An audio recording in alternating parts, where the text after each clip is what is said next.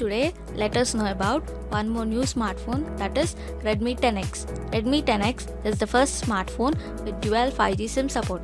It features an MOLED screen with always on function, something rarely seen in this price ranges.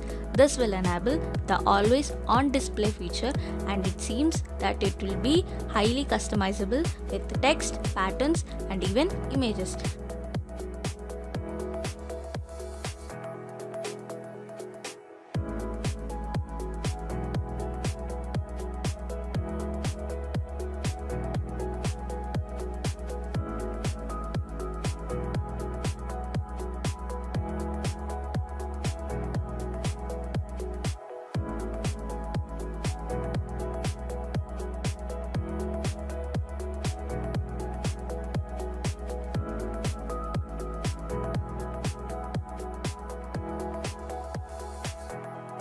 The Dimensity 820 chipset will enable close to flagship performance in addition to the advanced connectivity.